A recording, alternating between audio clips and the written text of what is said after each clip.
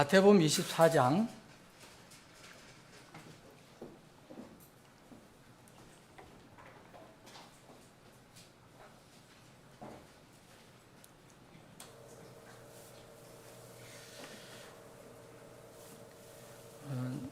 짧게 두 절만 보겠습니다.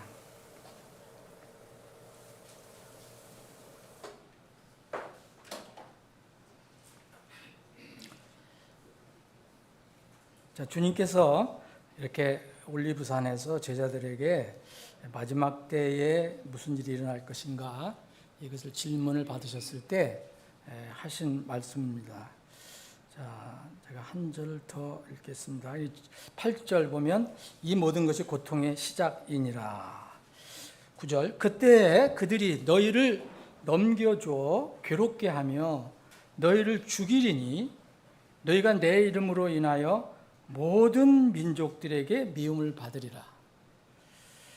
또 그때에 많은 사람들이 실족하고 서로 배반하며 서로 미워하리라.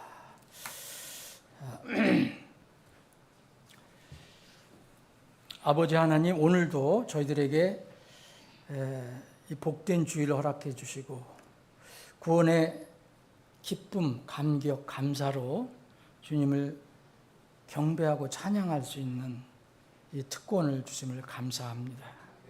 이 시간에 또한 생명의 양식을 저희들에게 공급해 주심을 감사드립니다. 우리 오늘 말씀을 함께 나누는 모든 하나님 백성들 가운데 주님께서 함께 해주셔서 각자에게 필요한 양식을 골고루 필요한 대로 나누어 주시옵소서. 예수님의 이름으로 기도합나이다. 아멘.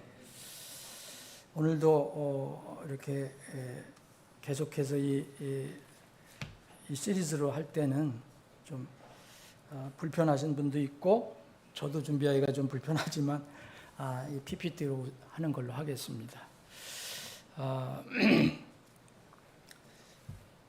오늘이 여러분들 이제 마지막 시대 표적도 우리가 공부한 지 5번째 시간이 됩니다. 한번 돌아보면 제일 첫 시간은 우리가 마지막 시대의 표적들이라는 제목으로 여러 가지 주님께서 말씀하신 내용들을 살펴봤고요. 두 번째는 이제 두 번째부터는 어떤 특별한 주제를 가지고 살펴보고 있습니다. 두 번째는 속는 일, 마지막 때 속는 일이 많이 일어날 것이다. 그래서 속이는 자들이 어떤 자들인가 살펴봤고, 세 번째는 가장 두드러지게 또 사악하게 일어나는 하나님의 창조 질서 파괴 행위에 대해서 전 세계적으로 공통적으로 일어나는 그 창조 질서 파괴 현상에 대해서 우리가 살펴봤고요. 지난 시간에는 네 번째로 이 불법이 만연하고 또 이교도들의 풍습이 더 많이 일어날 것이다. 극심하게 일어날 것이다. 그래서 그런 부분들을 우리가 살펴봤습니다. 자, 오늘은 이 5번째로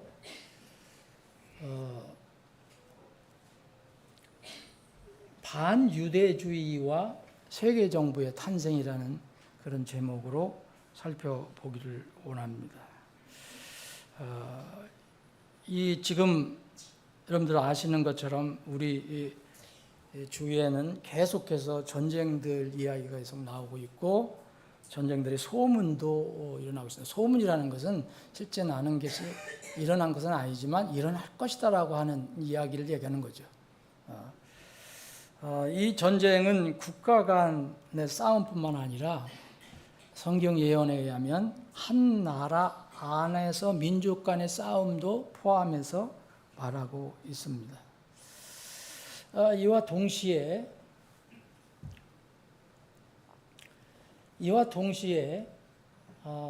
이 우리 주위에서는 재해 소식이 끊이지 않고 일어나고 있습니다. 사람 사는 데는 뭐 이게 피할 수 없겠지만 유독 이 색이 들어와서 특히 2000년대 들어와서 그것도 2020년대 들어와서 심화가 되고 있어요. 뭐 가뭄이든 태풍이든 홍수든 좀 안타까운 것은 우리 같은 민족인 북한이 심한 이런 태풍 홍수 때문에 지금 주민들이 더 고통스러운 삶을 살고 있다는 것 여러분들 아실 것입니다. 또 역병이 이제 주님 오실 때까지 이게 끊임이 없습니다. 이번 코로나19가 끝났다고 여러분 생각하시면 안 됩니다. 이 지금 변종이 일어나고 있고요. 미국에는 이미 거의 40개 주에 확산이 되어 있어요. 검사에도 바이러스가 잘 안 나타난다고 하는데 이미 벌써 미국에서는 다수의 사망자가 발생하고 있고요. 한국에도 최근에 코로나19가 재확산이 되고 있어요. 그런데 그전에 1, 2년 전에 텅 비었던 그 치료하는 데 있잖아요. 음압실인가 여기가 거의 반 이상이 벌써 채워지고 있다고 하거든요.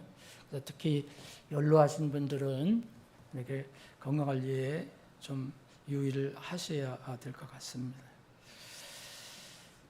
그리고 지진이 일어나고 있는데 이건 뭐 어제 오늘 얘기가 아니잖아요.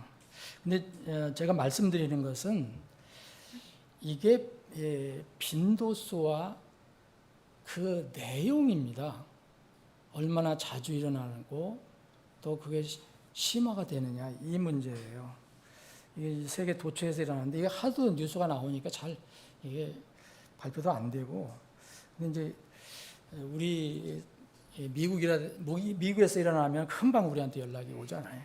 미국에서 지난 목요일 날 캘리포니아에서 LA 근처에서 일어났고 또 가까이 있는 일본, 참 일본은 생각하면 일본 사람들은 우리를 불쌍하다고 여기지만 저는 이 죄를 생각할 때마다 일본 사람들이 좀 불쌍해요. 그래도 그 죄를 이렇게 이기고 저렇게 버티고 성장하는 거 보면 대단해요. 일본에는 뭐 지진이 뭐 생활화가 되어 있는데 요새는 조금 또 다른 것 같아요. 일본에서 여러분 아시는 것처럼 저는 목요일 날 7.1인가 강진이 일어났어요. 그리고 금요일 날도 또 수도권에서 5.0 이상, 5.1 이상 지진이 일어났고 또 제가 이걸 만들고 난 뒤에 뉴스 들어보니까 또 어제 또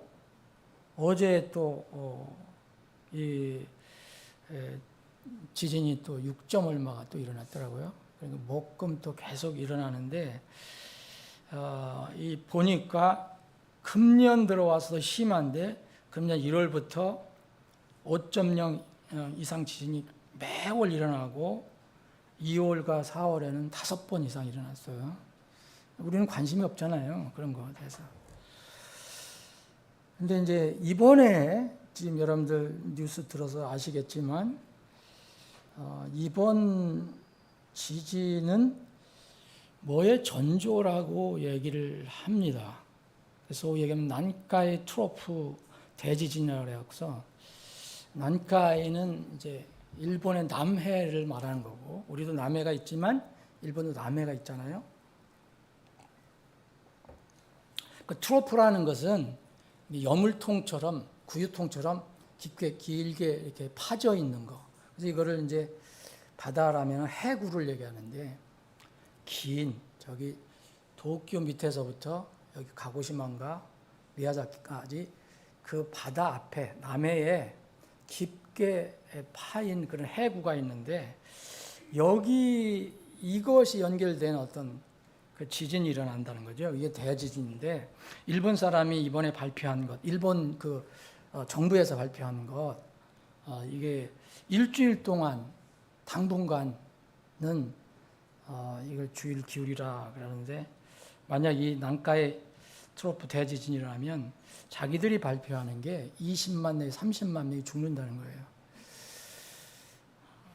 이게 남의 일 아니잖아요. 이런 일이 일어나지 않기를 저는 기도하는 바입니다. 이런 것들이 계속해서 우리 주위에서 이렇게 일어나고 있는데, 이런 것들은요, 성경 마태복음 24장을 보면은 고통의 시작이라고 했어요. 고통의 시작. 이스라엘도 고통의 시작이고 또 다른 민족들도 고통의 시작이라 이렇게 얘기했습니다. 근데 이 주님께서 말씀하신 이 고통의 시작은 그 제자들을 보고 얘기한 거거든요. 이스라엘 유대인들을 보고. 그래서 1차적으로는 이 고통의 시작은 이스라엘 민족의 고통의 시작을 말하는 것입니다. 이제 이 고통의 시작의 절정이 뭐냐 하면 가장 중심적인 것은 죄 문제가 아니에요. 죄는 어느 나라든 이 차별이 없잖아요. 한번 일어나면. 그런데 고통의 시작이라고 하시면서 오늘 본문 말씀에 보면은 이제 그때 그들이 너희를 넘겨주어 괴롭게 하며 그랬거든요. 그런 일들이 막 일어날 때 너희를 넘겨주어라는 것은 이스라엘 사람 얘기하죠. 제자들 얘기하죠. 너희를 죽이리니 너희가 내 이름으로 인하여 모든 민족들, 여기 모든 민족들이 나옵니다. 모든 민족들에게 미움을 받으리라 그랬어요. 미움을 받으리라. 이것이 이제 주님께서 예언하신 그 마지막 때 예언 중에 하나가 됩니다. 그럼 이것을 지금 우리 이 시대에서 쓰는 용어가 뭘까? 그게 바로 이제 엔티세미티즘, 그래서 반유대주의를 말합니다. 이 반유대주의는 말 그대로 유대인들을 미워하는 거예요, 얘기하는 거예요.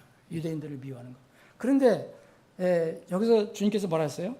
모든 민족들에게 미움을 받으리라 했거든요. 모든 민족들에게 미움을 받으리라 했어요. 그럼 전 세계가 이스라엘 미워한다는 거예요. 이 사람들은 성경적인 배경 모르고 그냥 반유대주의 이 사상이 또 그 운동이 일어났다 생각하지만 이건 예언의 일부입니다. 지금 그 용어를 어떻게 정치적으로 쓰든 상관없어요. 모든 민족들이 세계가 이상하게 유대인들을 미워하는 거예요. 이스라엘을 미워하는 거. 제1차, 2차 세계대전을 전후로 해서 이게 심해졌죠. 그래서 2차 대전 때 히틀러에 의해서 유대인들이 600만 이상 미움을 받고 죽었어요. 근데 최근에는 여러분 하마스 전쟁 아시죠? 이것을 인해서 전 세계가 다시 이스라엘을 미워하기 시작합니다. 미국 대학들 한두 달 전에 일어났던 거, 요새도 일어나는지 모르겠지만 이스라엘 규탄하고 팔레스타인 지지 시위하는 거 있죠. 근데 저는 한국 사람이라는지 저는 거기서 그런 걸 보면서 어떤 여자가 이런 말 썼어요. 북한과 팔레스타인 사이에 폭력과 억압이라는 공통된 역사가 있다. 왜 북한을 얘기했는지 잘 모르겠어요. 분명히 친북 이상한 사람이에요. 어떤 기자가 커네티컷 예일대, 유명한 전 세계적인 가장 좋은 대학이라는 예일대 캠퍼스에서 반이스라엘 시위가 일어났을 때 가봤는데 뭐라냐면 한글로 이렇게 써져 있었어요. 백두에서 한라까지, 강에서 바다까지 해방을 위하라. 이거 보면은 이거 그 교민인 것 같은데 이거 아주 깊은 이런 공산주의 사상, 좌파 사상을 가지고 있는 걸로 보입니다. 한국도 마찬가지죠. 여러분 여기 요새는 뭐 뜸한 것 같지만 주요 대학들이 이거 여기서 막 미국에서 하니까 금방 또 여기서 한국에서 또 했어요. 이스라엘 반대 팔레스타인 지지 시위를 많이 했어요. 근데 여기에 또 친북 세력이 동참했거든요. 무슨 당도 이스라엘 대사관 앞에서 그 반유대 집회를 하고 팔레스타인 괴롭히지 말라고, 뭐 이스라엘이 괴롭히지 말라고 막 그런 시위를 했습니다.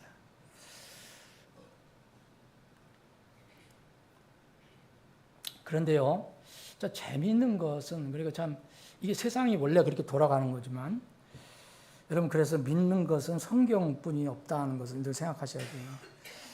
세상에 매스컴이라든지 이런 것들은요, 왜곡된 게 참 많아요.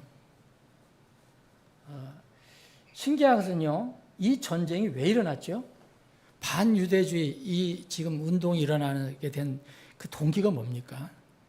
이것은 작년 10월 팔레스타인 하마스가 갑자기 예고도 없이 이스라엘 명절 기간에 갑자기 국경을 넘어가서 이스라엘 명절을 지키는 이스라엘 사람들 1,500명을 잔인하게 죽였어요. 근데 이걸 잘 얘기 안 하잖아요. 여러분들 그런 뉴스 들어보셨어요? 요새 얘기하는 거 있습니까? 그리고 수백 명을 납치해서 지금도 풀어주지 않고 있어요. 근데 이거는 이야기를 안 해요, 지금. 참 이상한 세상이에요. 저는 뭐 이스라엘이 지금 그렇게 전쟁하고 있다는 것을 뭐 지지해서 얘기하는 게 아닙니다. 이 얼마나 왜곡되게 세상이 이렇게 돌아가는가를 말씀드리는 거예요. 그래서 우리가 믿는 것은 하나님 말씀밖에 없다는 거예요. 왜 이런 얘기는 하지 않습니까?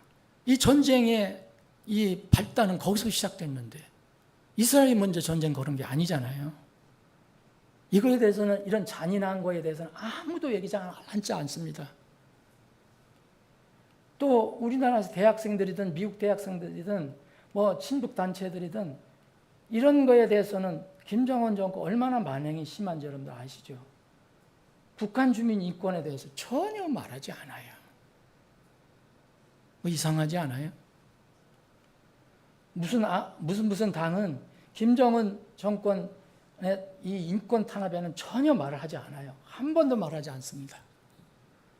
그런데 대신 대북 전단지는 살포하지 말라고 이야기합니다. 뭔가 이상해요. 근데 참 슬픈 것은 기독교인이라는 것은 그리스도를 믿는 사람을 얘기하잖아요. 그리스도를 믿는다는 것은 말씀을 믿는 걸 얘기하는 거예요. 자기 개인적인 정치 성향을 얘기하는 게 아니라, 내가 크리스찬이다 그러면 하나님 말씀을 믿는 사람 얘기하는 거잖아요. 그런데 이 기독교인이라는 사람들 상당수가 친북이에요, 지금. 친북이면 북한 주민을, 저도 친북이거든요. 뭐 어떤 면에서? 북한 주민을 사랑하는 마음으로서. 근데 북한의 그 잔악한 북한 정권을 친하게 지내는 생각은 전혀 없습니다. 왜 그거는 얘기를 안 합니까? 전 매일 기도해요. 하나님께서 이제는 김정은 그 잔악한 정권을 심판해달라고. 그 치하에서 고통받는 이 북한 주민들에게 자유를 주십사. 매일 기도합니다. 여러분, 기독교인 상당수가 친북이고 그게 친정권이라요. 이 김정은 정권이 친북이에요. 그리고 63%가 이 통계에 나온 거예요. 반유대주예요. 놀라운 일이에요. 성경을 안 믿는다는 거예요. 그 뭐냐? 성경을 믿지 않고 그냥 뉴스에 뭐 이스라엘이 뭐 공격했다는 것만 나오잖아요. 이스라엘이 잔인하게 뭐 팔레스타인을 이렇게 공격했다. 뭐 잔인하게 공격하는 건 전 지지하는 게 아니에요. 근데 너무 일방적으로 그렇게 이야기하는 사람들이 오도되고 있어요. 자, 이스라엘을 미워하는, 세상이 미워한다 그랬잖아요. 모든 민족들이 미워한다 그랬잖아요. 근데 성경은 대가를 얘기합니다. 하나님의 말씀을 대적하면 반드시, 지금이든 나중이든 반드시 대가를 치러야 돼요. 이게 뭐 성경을 다 안 보겠습니다. 이게 오바댜 1장을 한번 읽어보세요. 하나님께서 이스라엘 주위에 있는 민족들이 이스라엘을 미워한 거에 대해서 너희들이 왜 이스라엘을 이렇게 미워했느냐? 이거에 대해 심판하신 내용이 나와요. 이거 여기뿐만 아니에요. 곳곳에 많아요. 이것은요, 바로 이제 스바냐서를 보면은 팔레스타인 하마스, 레바논 헤즈볼라, 이스라엘 전쟁하고 있잖아요. 이란이 지금 이스라엘을 공격하려고 준비하고 있어요. 그래서 이스라엘이 미리 공격해야 되느냐, 어떻게 해야 되냐. 스바냐서를 보면요, 주의 큰 날이 가까웠다고 얘기합니다. 근데 우리가 사는 때가 바로 그런 때예요.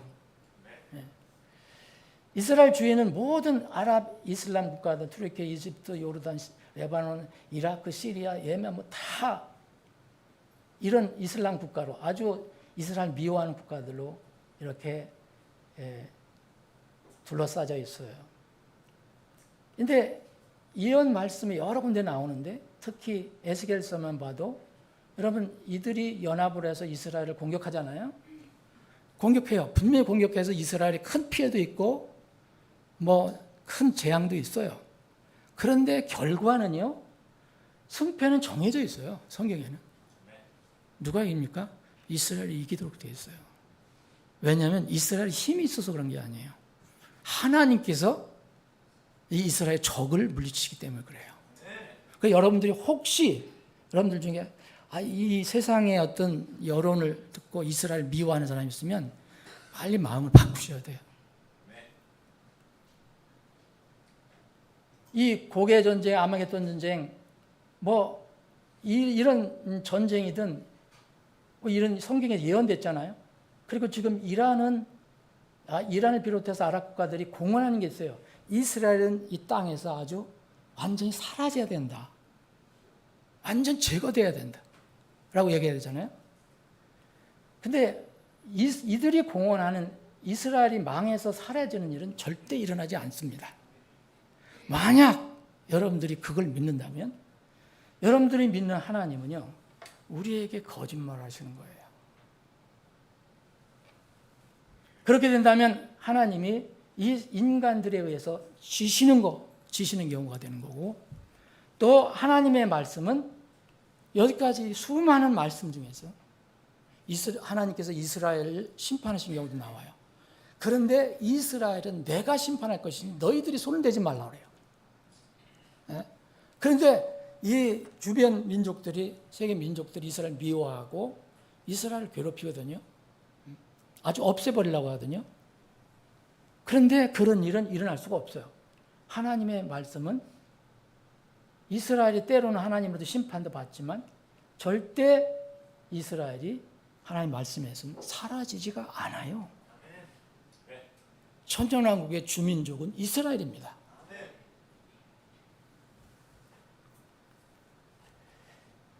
여러분 이 결론적으로 말하면요, 엔티세미티즘이라는 거, 반유대주의라는 것은 하나님을 대항하는 거예요. 그래서 정치적으로 엔티세미티즘 하면은 이런 믿음과 상관없이 얘기하는 사람들이 있거든요. 근데 우리는 성경을 알아요. 하나님 말씀을 알아요. 그러니까 이 세미티즘에서 유대인들 얘기하잖아요. 셈족에서 나온 사람들. 용어를 그렇게 써요. 왜 그렇게 했는지는 저는 모르겠지만 하여튼 엔티세미티즘, 이 반유대주의는 그러면 그게 정치적으로 끝나는 게 아니라 하나님을 대항하는 그런 사상이에요. 근데 여러분 대항하면 어떻게 되죠? 그 결과는요, 사람이 거두어야 돼요. 민족들이 거두어야 돼요. 여러분 최근 들어 여러분들 이런 뉴스 들어보셨을 겁니다. 여러분 작년 12월에 이 터키도 모슬림 국가잖아요. 이스라엘 이제 미워하잖아요. 하산 비트메즈란 의원이 자기들 국회에서 알라의 이름으로 이스라엘을 엄청 저주하는 말을 했어요. 공식적으로 국회에서. 그래서 알라가 너희들을 완전 이스라엘 저주해서 없애버릴 것이다 라고 외쳤는데 갑자기 그 단에서 쓰러졌어요. 심장마비가 왔어요. 그래서 병원에 옮겨서 죽었습니다. 그래서 이게 한참 말이 많이 났죠. 또 여러분들 지난 5월 20일 이 이란은 뭡니까? 친러시아예요. 이 친러시아가 장차 곡과 마곡의 전쟁의 중심 국가가 될 거예요. 또 친중이에요. 친중은 여러분 중국은 성경 요한계시록을 우리가 이해한다면은 중국도 이스라엘을 공격할 때 가담할 가능성이 농후해요. 왜냐하면 2억 군대가 동방에서 온다 그랬거든요. 어디서 올 건가? 우리나라는 지금 다 해도 5천만밖에 안 되는데 2억 군대가 온다. 그럴 가능성이 높습니다. 그런데 이 이란이 그렇게 이스라엘을 완전히 없애버리려고 하는 이란은 친러시아예요. 친중이에요. 반미예요. 중심적인 이란의 대통령 있잖아요. 거기도 대통령이 있습니다. 에브라임 라이시 대통령이 지난번 5월 20일 갑자기 죽었어요. 뉴스에 나온 것처럼 준공식, 댐 준공식에 참석하려고 헬기를 타고 가다가 헬기가 떨어져서 죽었어요. 타고 있던 사람 다 죽었어요.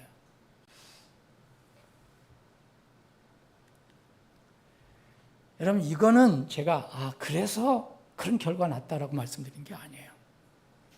이스라엘 미워하면 안 된다 말씀드리는 거예요. 이스라엘이 잘못하는 것까지 잘한다고 얘기할 수가 없어요. 이스라엘도 잘못하는 거 많습니다. 그래서 이스라엘이 나중에 심판받으면요, 이스라엘 민족이 나중에 재앙에서 하나님 심판받아서 거의 3분의 2가 죽어요.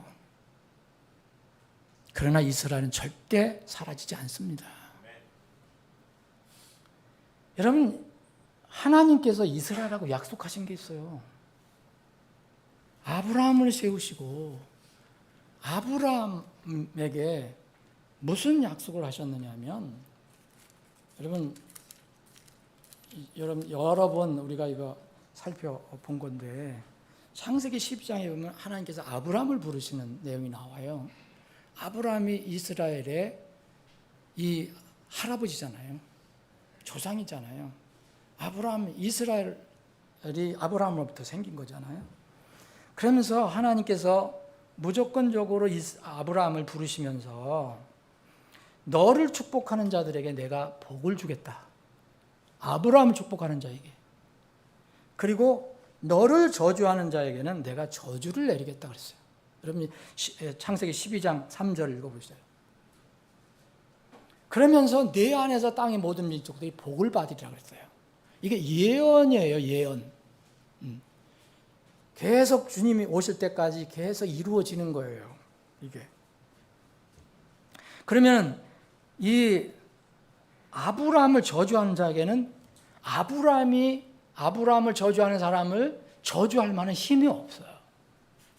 누가 저주한다 그랬어요? 하나님이 저주하신다 그랬어요.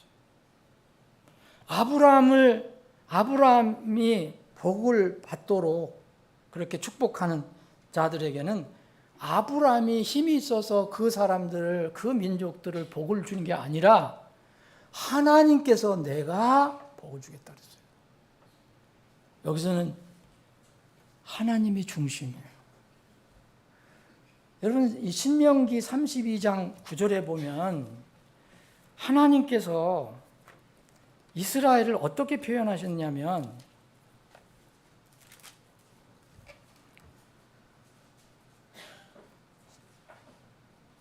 신명기 32장 9절 10절 보면, 이는 주의 몫이 자신의 백성이기 때문이라. 야곱은 그분의 상속 재산의 몫이로다. 야곱은 이스라엘을 얘기하잖아요. 아브라함의 그 자식. 그분께서 그를 사막 땅에서 찾아내시고 또 황폐함이 부르짖는 광야에서 찾아내셨도다. 그분께서 그를 두루 인도하시며 그를 가르치시고 그분께서 그를 자신의 뭐라 그랬어요? 눈동자라 했어요. 하나님께서 야곱이 이름이 이스라엘로 바뀌었잖아요. 그를 자신의 눈동자처럼 여기셨어요. 하나님의 눈동자라는 거예요. 눈동자같이 지키셨다 그랬어요. 여러분, 그런데 사람이나 민족이나 이스라엘에 함부로 손을 대는 것은요, 하나님의 눈동자에다가 손을 대는 것과 똑같은 거예요. 굉장히 이제 정말 기골이장대하고 무서운 사람, 여러분들 함부로 그 사람에 찝쩍거릴 수 있어요? 겁나서 못하죠. 근데 더군다나 하나님의 눈을 찌른다? 상상할 수 없죠. 그런데 하나님께서 그렇게 표현해 놓으셨어요. 자, 스가랴서 2장 8절에 보면 이는 만군의 주가 이같이 말하기 때문이다. 그 영광 이후에 그분께서 너희를 노력한 민족들에게 나를 보내셨나니 이는 너희를 손대는 자는, 자, 이스라엘 민족 너희를 손대는 자는 그분의 눈동자를 손대는 것과 같다 그랬어요. 이게 대린 동일화의 원리에도 여기 해당되는 거예요. 여러 민족들이 나중에 그럴 거예요. 우리가 언제 하나님 눈에 손을 댔냐? 하나님 눈동에 손을 댔느냐? 대린 동일화의 원리가 뭡니까? 하나님께서 말씀하신 그 사람이 하나님과 똑같다는 거죠. 이스라엘도 마찬가지예요. 야곱 마찬가지예요.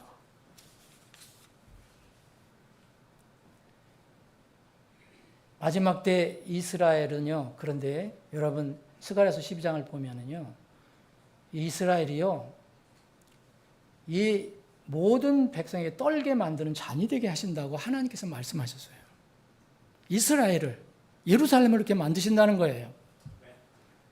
지금은 저렇게 미움을 받고 있지만 그날에 예루살렘의 모든 백성이 무거운 돌이 되게 한다. 그래서 비록 땅의 모든 백성이 그것을 치려고 함께 모일지라도 그 돌로 짐을 지는 자는, 모든 자는 끊어져 산산조각나리라. 주가 말하노라 그래요. 주님께서 그렇게 하신다는 거예요. 이 마지막 때의 표적들로 예언된 이러한 이 전 세계적인 자연재해, 전쟁 소문, 이제 모든 민족들이 너희들을 미워할 것이다, 반유대주의, 이런 현상들이 심해지면요, 세계는 자연스럽게 어떻게 돼가겠습니까? 세계적인 문제를 해결하려고 해요. 뭐 이스라엘하고 아랍하고 잘 이게 좀 지냈으면 좋겠다. 지구의 평화를 가져오는 영적인 지도자의 출현을 고대하게 되어 있습니다. 그러면 성경이 예언한 세계 단일 정부가 세워져야 돼요. 이건 어떤 과정입니다.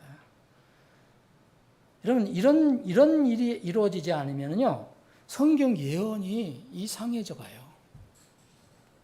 모든 나라가 공통으로 인정하는 그 정부를 이끌 세계 단일 정부 지도자가 나타나야 되잖아요. 단일 정부니까. 그게 바로 성경에서 예언한 적그리스도입니다. 적그리스도가 언제 나타나서 어떻게 일을 할 것인가. 자, 이 다니엘서 2장에 보면 느부갓네살이 꿈을 꿨는데 도대체 뭔지 몰라서 이제 고민하다가 이제 이 어린 다니엘, 청년 다니엘을 통해서 해석을 받는 겁니다. 거기서 다니엘이 어떻게 해석해 줬어요? 이 큰 이 형상을 봤거든요.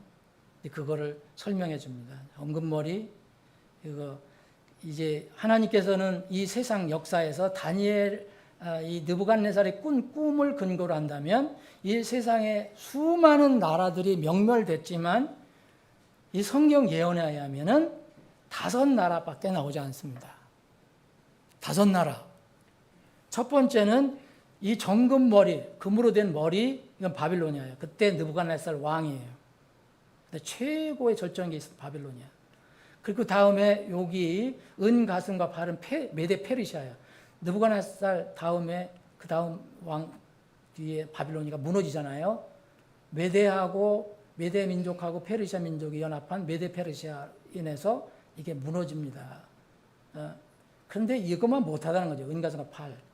그 다음에 메데 페르시아 영원한가요? 그 다음에 또 배와 또 두 넓적다리가 있어요.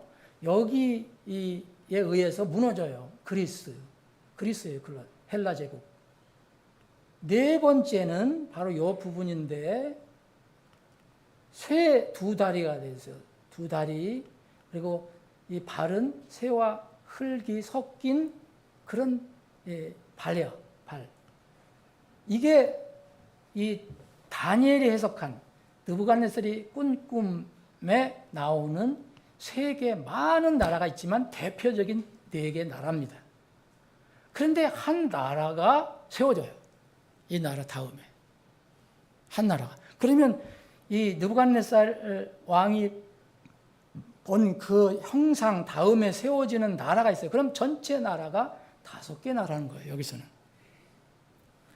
이후에 마지막으로 나타나는 하나님께서 세우신 한 왕국이 있어요. 근데 이 손으로 뜨지 않은 돌이 날라와서 이걸 무너뜨리잖아요. 산산조각 내잖아요. 이게 뭐냐면 하나님께 세우신 왕국이 세워지는 거예요. 자, 그러면 여러분 마지막 왕국이 이 로마잖아요. 로마. 그러면 여러분 이 역사적으로는 로마가 잘 지내다가 서로마, 동로마로 이렇게 분할되고 나중에는 뭐 신성 로마 제국까지 있었지만 결국 본래 있었던 서로마 제국은 5세기경에 멸망됐고 동로마도 15세기에 멸망되고 또 이 명맥을 이어온 이 로마 카톨릭과 함께 세워졌던 신성 로마 제국이라고 하는 것도 1800년 들어서 다 사라졌어요. 그게 더 이상 로마 제국이라는 게 없어요. 아무리 써서 봐도.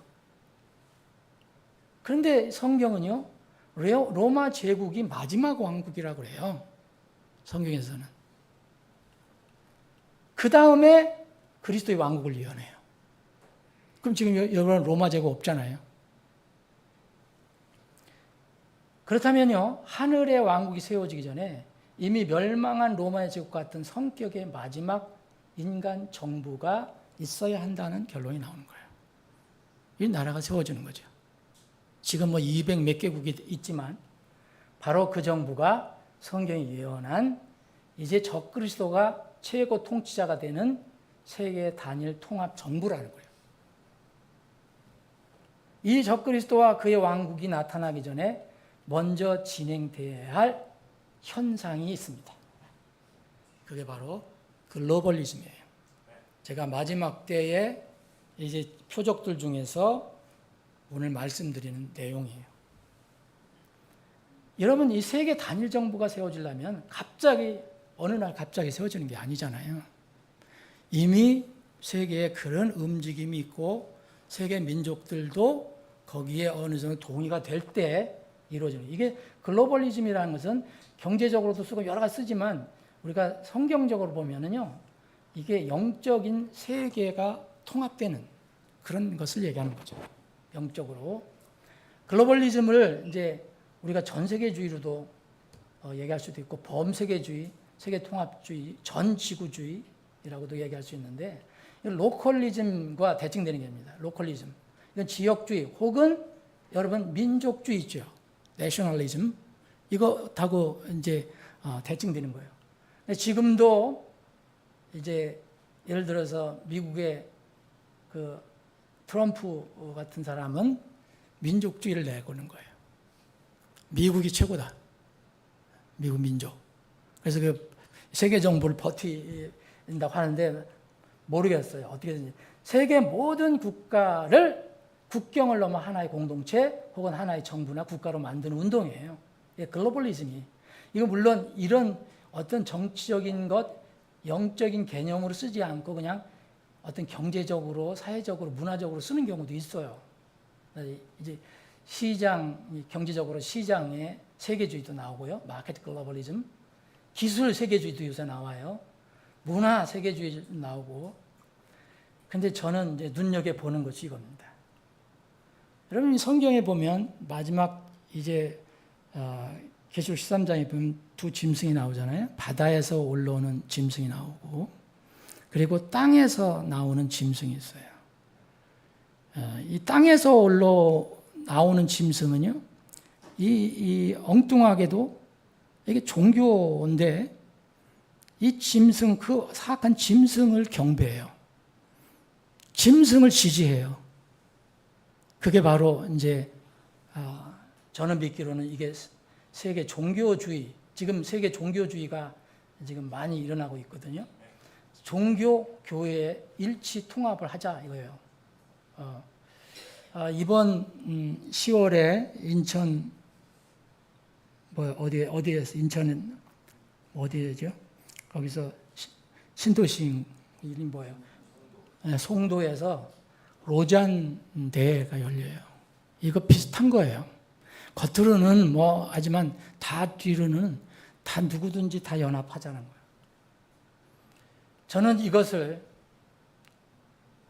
바벨탑주의라는 얘기는 제가 못 들었는데 저는 이것이 영적으로 21세기 바벨탑주의라고 생각합니다. 창세기 11장 4절에 보면 하나님 계획에 있어 너희들 다 흩어져서 세계 곳곳에 흩어져서 민족 번성하라고 그랬는데 하나님을 대항하는 이 운동을 해요. 우리가 헤어지지 말자.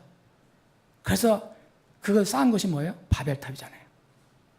그래서 하나님 내려와서 다 무너뜨리시고 흩트리셨는데 이게 21세기의 바벨탑주의라고 저는 생각합니다. 앞으로 제가 믿기로는, 저 개인적으로 믿기로는 우주적인 지금 교리 중에서도 우주적 교회론이 있거든요. 교회를 어떻게 볼 거냐? 지옥교회가 중심이냐? 우주적인 교회가 중심이냐? 보이지 않는 교회가 중심이냐? 가톨릭 비롯해서 이제 믿는 건데 이거를 주장하는 거예요. 이런 거 하는 것은 보면 다. 이게 나중에 예언이 성취될 때 잘못된 교리가 또 크게 쓰임받을 것이다. 저는 생각해요. 현재 21세기 상황을 보면 인류의 역사상 21세기 들어와서 종교와 교회 일치통합운동이 활발한 적이 없었습니다. 이렇게 활발한 적이 없어요. 21세기 들어와서 인류의 역사상 20세기 최근 몇 년처럼 과학기술이 이렇게 많이 급속도로 발전된 적이 없어요. 제가 강조하는 것은요, 이 내용과 그 빈번함과 그 빠른 속도를 말씀을 드리는 거예요. 이런 것은 우리가 살고 있는 지금 21세기 지금뿐이에요. 저는 이것이 분명히 성경의 예언의 성취의 과정이라고 믿어요. 다니엘서 12장 4절에 보면 그러나 다니엘아 끝이 임하는 때까지 그 예언의 말씀을 닫아두라고 그랬어요. 우리는 다 지금 보고 있어요. 그 책을 봉인하라.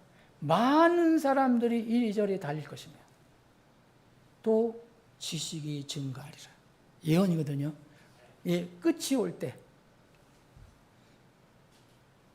여러분 전 세계적으로 얼마나 교통량이 많이 늘어났는지 아실 거예요.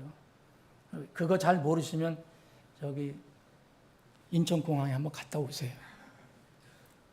금요일날 새벽에 갔는데 그게 새벽이잖아요 거의. 금요일날 새벽에 갔는데 그 정도면 새벽 아니에요? 7시, 6시 전. 그런데 이게 무슨 명동보다 더 분주해.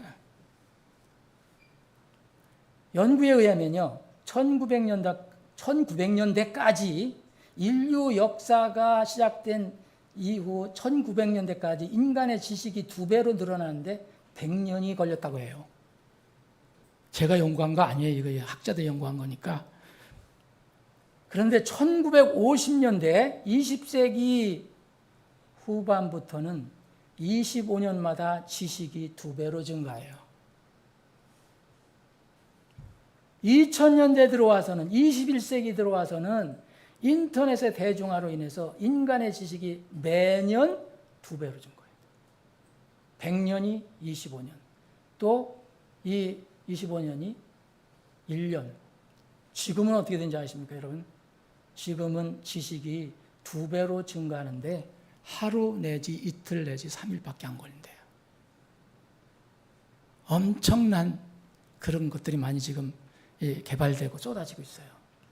컴퓨터, 스마트폰, 각종 IT 기기 등이 쉴 새 없이 출시되고 있어요. 저는 두려운 것이 이거예요. 최근에 저는 AI예요. 인공지능. 이제 인공지능이 집에서 인공지능 로봇을 집에서 하인으로 쓸 수 있는 시대까지 왔어요. 지금은 이제 앞으로 이제 대화를 대신하게까지도 할 수 있다고 합니다. 자, 이제 여러분 교통, 지식 증가한 거 이런 거 쭉 진행되어 왔어요. 그런데 더 무서운 것이 뭐냐 하면은 통신의 발달로 인해서요. 동시간 정보 공유가 일반화됐습니다. 이거 언제부터 이렇게 일반화됐다고 생각하십니까? 여러분 올림픽 중계 여러분들 그 집 방 안에서 보셨죠?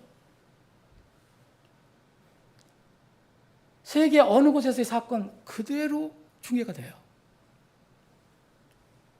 어떤 사고도 동시간 인지가 돼요. 저는 이것을 성경 읽을 때 이게 준비가 됐구나라고 생각했어요. 여러분 미래 예언 사건 성취의 기반이 이미 준비가 됐습니다. 자, 주님의 재림에 관해서 말씀드릴게요. 마태복음 24장 26절 27절에 보면 20절에 말씀이에요. 이는 번개가 동쪽에서 나와 서쪽까지 번쩍이듯이 인자가 오는 것도 그렇게 할 것이랍니다. 자, 인자가 그렇게 올 때 이런 상황이 벌어진다는 거예요. 30절에 보면 그때의 인자의 표적이 하늘에 나타냈고 그때 땅의 모든 지파들이 애곡하리라. 여러분 하늘에 표적이 나타날 때, 예수님이 오는 표적이 나타날 때 그때 들림 받지 못하고 땅에 있었던 사람들은 모든 그때 땅의 모든 지파들은 애곡한다, 슬퍼 운다 그랬잖아요. 그들은 인자가 하늘의 구름들 속에서 권능과 큰 영광을 가지고 오는 것을 여러분 보리라 그랬어요. 이거를 이제 영적으로 해석하는 사람들이 있거든요. 문자로 해석 안 하는 사람도 있는데, 근데 이거는 문자로 해석할 수 있게 됐어요. 이제 지금 이 시대에. 여기서 땅의 모든 지파들은 어디를 얘기합니까? 땅의 모든 지파들은요, 이스라엘을 포함해서 땅의 모든 민족들이에요. 누가복음 21장 25절 27절에 보면 여기는 땅의 모든 민족들이라고 나와요. 그러면 또 이걸 또 굳이 이스라엘 12지파라고 우길 수가 없잖아요.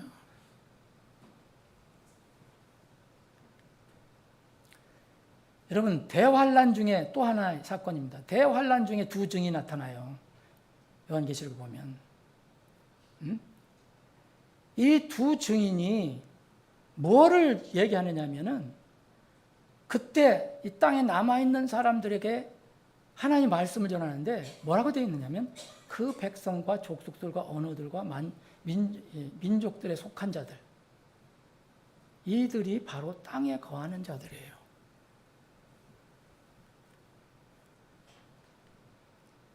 그런데 여러분 땅에서 올라가는 게 나오거든요. 하나님께서 불러 올리세요. 하나님께서 불러 올리실 때 어떻게 되어 있느냐면 땅에 그때 남아있는 모든 사람들, 거기는 예루살렘에 모여있는 사람들을 얘기하는 게 아닌 것이 분명합니다. 이 사람들이 이제 나중에 죽거든요. 순교를 당해요. 그때 땅에 있는 사람들에 의해서 아마 적그리스도에 의해서 죽을 거예요. 그 요한계시록 11장에 보면 9절에 보면 그 백성과 족속들과 언어들과 민족들에 속한 자들이 그들의 죽은 몸을 사흘 반 동안 구경하며 그들의 죽은 몸을 무덤에 두지 못하게 하리라. 기쁘게 이 사람들이 죽었다 그래서 좋아하는 거예요. 그래서 이 땅에 거하는 자들이 그들로 인해 기뻐하고 즐거워하며 서로에게 선물 보내리니 이는 이 두 예언자가 땅에 거하는 자들을 고통스럽게 했기 때문이다. 왜 고통스럽게 했어요? 하나님의 말씀을 전하니까. 그럼 받아들이긴 싫고 괴로운 거죠. 그런데 이 사람들이 죽었는데 이제 장사도 안 지내고 그냥 거리에다 놔뒀는데 11절에 보면 또 사흘 반 후에 하나님께로부터 온 생명의 영께서 그들에게 들어가셔서 그들이 자기들의 발로 일어섭니다. 그들을 본 자들을 위에 큰 두려움이 임하더라. 그래서 이들이 하늘로 올라갑니다. 이리로 올라오라 그러잖아요. 12절에 보면. 그래서 이들이 살아나서 하늘로 올라갑니다. 그들이 구름 속으로 하늘로 올라가니 12절 그들의 원수들이 그들을 바라보더라 그랬어요. 그 원수들이 누구예요? 땅에 거하는 자들이에요. 여러분 땅에 거하는 자들인데 예루살렘에만 있었다면 그거 볼 수 있죠. 근데 예수님이 오는데, 예수님이 오실 때 예루살렘에 오시지만 예루살렘에 있는 사람만 본다고 하지 않았어요. 땅에 있는 모든 민족들이 본다 그랬어요. 어떻게 이거 이루어질까요? 생각해 보세요. 낮과 낮이 될 수 있고 밤이 될 수 있어요. 그때는 놀랍게도 지금과 같은 것이 더 발달될 거예요. 그래서 그걸 다 지켜본다는 거예요. 뭘로 지켜보겠다는 거예요? 그 지금 기술이 얼마나 빨리 발전되는지.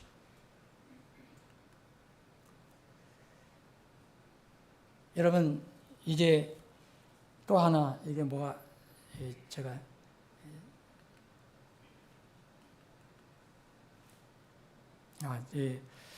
이제 시간이 지나서 빨리 하겠습니다.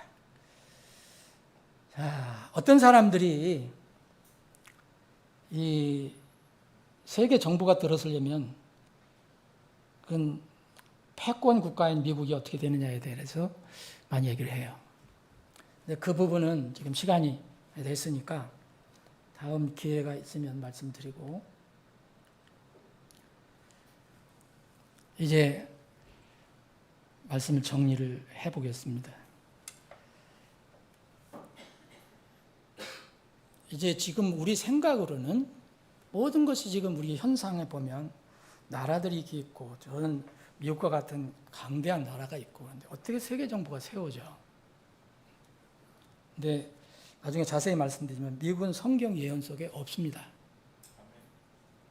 누가 뭐래도 성경 예언 속에는 미국이 나오지 않습니다. 그리고 이 예언은 이스라엘 중심, 이스라엘 둘러싸고 있는 그 지역 중심이에요. 연결되어 봐야 유럽이에요. 여러분, 이 미국에 관해서, 미국이 어떻게 될 것이냐에 관해서 여러 가지 이야기가 있지만, 성경 말씀을 근거로 하면은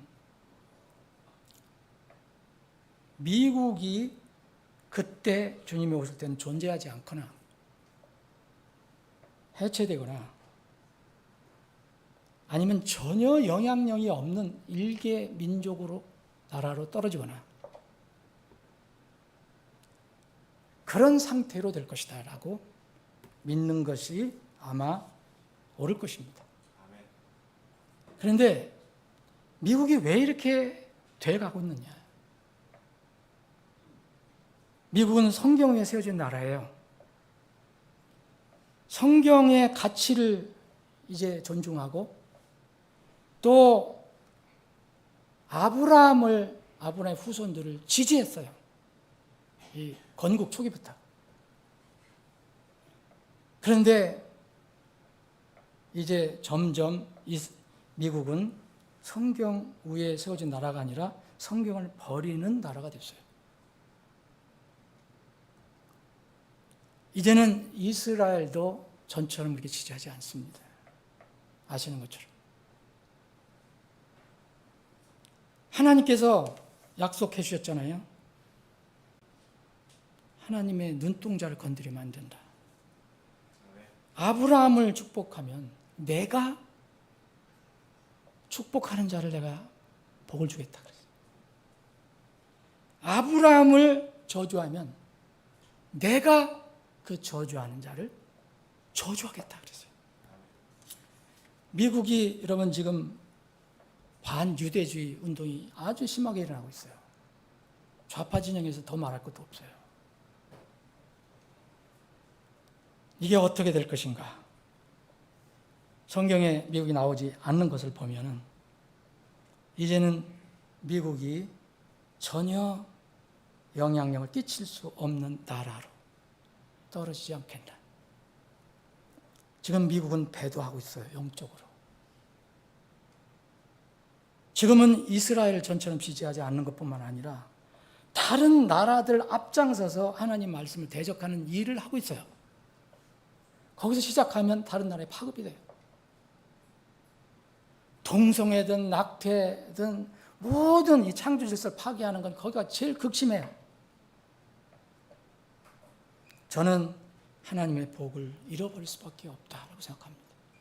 미국이 저는 견디는 것은 정말 성경을 믿는 그런 근본주의 독립주의의 성도들, 그리고 많은 그 구원받은 성도들이 기도하고 있기 때문에 그래도 지금 버틴다고 저는 생각합니다. 결론을 내겠습니다. 지금 우리가 살고 있는 이 시대는요, 마지막 어느 시점에 왔다고 여러분 생각하십니까? 세계 역사의 해시계는 여러분 이스라엘입니다. 하나님의 예언 역사의 중심도 이스라엘이에요. 이스라엘을 눈여겨봐야 됩니다. 그리고 미국을 비롯한 세계의 영적인 배도와 타락이 얼마나 무서운 단계에 이르는지 여러분들 이거에 무지하면 안 돼요. 영적으로 깨어서 일어나야 할 때라고 생각합니다. 여러분 지금이 마지막 때 중에 마지막 때라고 여러분 믿는다면 여러분 기도해야 되는데 이 온 세상에 모든 민족들에게 그 왕국 복음이 선포되어야 그때야 끝이 온다 그랬잖아요. 그럼 이 일을 누가 담당할 건가? 이 배도하고 타락하는 세계 속에서 마지막 때 우리나라가 하나님의 역사 속에서 쓰임받는 나라가 되도록, 민족이 되도록, 우리 교회가 되도록 기도해야 됩니다. 기도 필요합니다. 또 여러분들 각자의 삶을 한번 살펴보시고 구원받았다고 입으로만 자녀가 아니라 들림받아서 주님 앞에 설 날을 소망하면서 그때를 기다리며 준비하는 살아있는 믿음을 실천하는 그것이 필요하다 이겁니다. 이런 은혜가 여러분과 저에게 있기를 바랍니다. 기도합니다.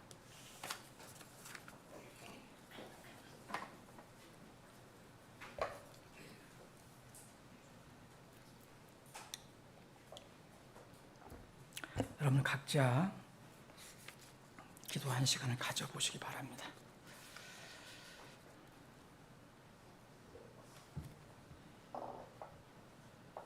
이렇게 날마다 해가 뜨고 또 해가 지고 또 한날이 또 오고 또 여전히 또 새날이 오지만 주님께서 약속하신 그 날은 반드시 우리 앞에 닥칠 것입니다. 마지막 지상 재림 때, 그때는 모든 이 땅에 남아있는 사람들이 자기들 눈으로 볼 수 있다고 말씀했습니다. 우리는 그때까지 이 땅에 남기를 원하지 않습니다. 여러분들 그 땅에 남기를 원하십니까? 그 땅에 남기를 원하시는 분이 누가 있겠습니까? 주님이 이 땅에 재림하셔서 이 땅을 통치하실 왕으로 오시기 전에 구원받은 성도들을 미리 불러주시는 공중으로 오시는 그 공중 재림에 우리가 동참하기를 원합니다. 그 날은 아무도 모릅니다. 그때는 아무도 모릅니다. 다만 가깝다는 것만 알 뿐입니다. 그럼 어떻게 살아야겠습니까? 구원받아야 할 사람은 구원받아야 합니다. 왜 구원에 대해서 그렇게 미적지근합니까? 왜 흐리멍텅합니까? 내 구원에 관해서 왜 확신이 없습니까? 구원을 확인하십시오. 주위에 있는 아직 구원받지 못한 사람들 위해서 눈물로 기도하십시오. 온 세상을 얻고도 자기 영혼을 잃으면 그게 무슨 소용이 있겠습니까? 여러분들 구원받고 이 세상을 어떻게 살아가고 있습니까? 정말 이런 하나님 말씀, 엄미한 말씀을 우리 삶 속에서 적용하고 살고 있습니까? 아니면 여전히 세상에 그 즐거움과 육신의 즐거움에 끌려서 살아가고 있습니까? 다시 한번 결단하는, 그리고 믿음을 크게 해달라고 구하는 시간이 되기를 바랍니다. 아버지 하나님, 오늘 이 말씀을 혹시 듣는 혼들 중에서 구원받지 못한 혼이 있다면, 또 이 말씀을 다른 방법을 통해서 후회라도 듣는 혼들 중에서 구원받지 못한 혼이 있다면, 하나님 그 혼을 참으로 불쌍히 여겨주셔서 어떤 방법으로든 그가 구원을 받을 수 있도록 주님 그에게 은혜를 베풀어 주시옵소서. 우리를 구원해 주신 주님, 그 구원의 감격으로 날마다 살아가고 있지만 때로는 감사를 잃어버리고 구원의 기쁨을 잃어버리고 세상에서 살아갈 때가 있음을 고백합니다. 이런 말씀을 우리가 살펴볼 때 다시 한번 우리의 이 순례자의 길을, 나그네의 길을 돌아보면서 주님을 바라보며 세상 모든 것보다 오직 주님만 바라보고 꿋꿋하게 그 좁은 길을 걸어가는 주의 백성들이 되기를 소원합니다. 그러한 우리와 우리 교회가 되기를 간절히 소원합니다. 이러한 은혜와 복을 저희들에게 내려주시옵소서. 거룩하신 예수님의 이름